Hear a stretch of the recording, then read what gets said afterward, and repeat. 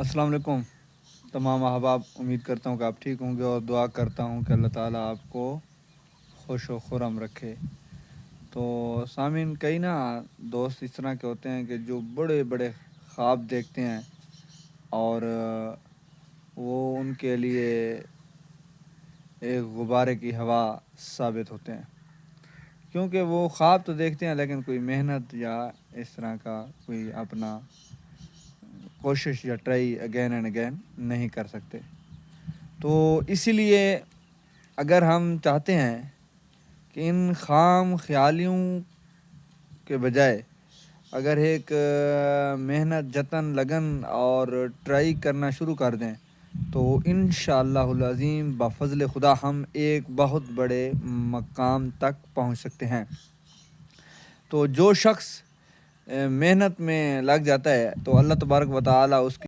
محنت کو ضائع نہیں کرتا۔ تو خواب دیکھنا کوئی کمال نہیں ہے، بلکہ خواب دیکھ کر اس کی تعبیر کو پہنچنا چاہیے۔ اور پھر اگر بندہ کسی کو کوئی اس طرح کی محنت کے بارے میں یا کوئی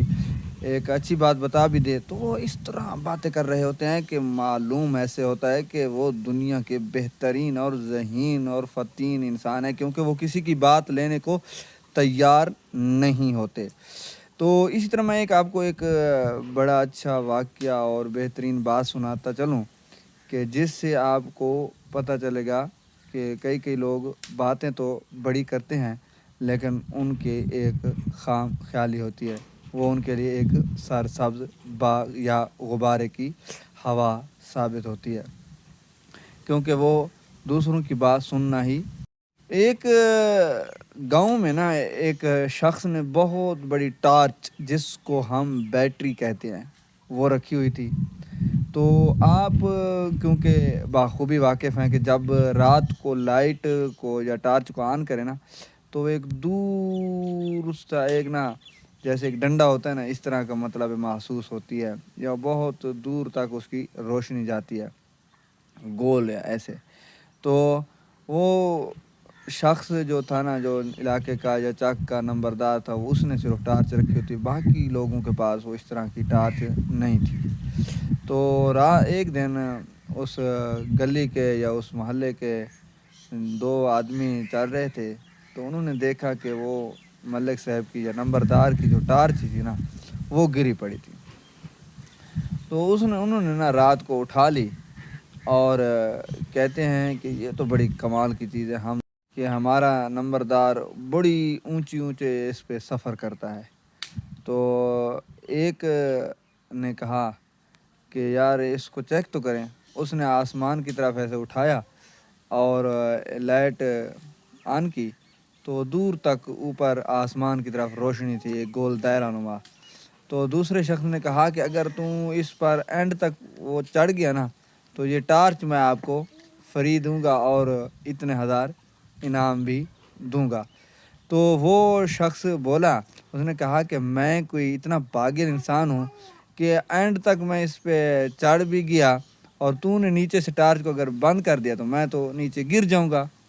تو یہ اسی طرح کئی لوگ اس طرح کے ہوتے ہیں جو صرف محنت نہیں کرتے لیکن وہ ایک بلندی تک پہنچنے کا خواب ضرور دیکھتے ہیں۔ جس طرح ایک بہت بڑا غبارہ ہو، اور چاہے وہ غبارہ آسمان اور زمین جتنا بھی ہو، لیکن اس کی کیا اوقات ہے، اس کے اندر تو صرف تھوڑی سی ہوا ہے، اگر ہوا نکل جائے، اور ہوا کیا برداشت کرتا ہے وہ غبارہ۔ تو اسی لیے اس غبارے کی مانند نہ بنے، بلکہ ایک اچھے محنتی انسان اور بہت بڑے ایک کاروباری یا اچھے اسٹوڈنٹ بنے، تاکہ آپ محنت کریں اور اپنے پائے تکمیل تک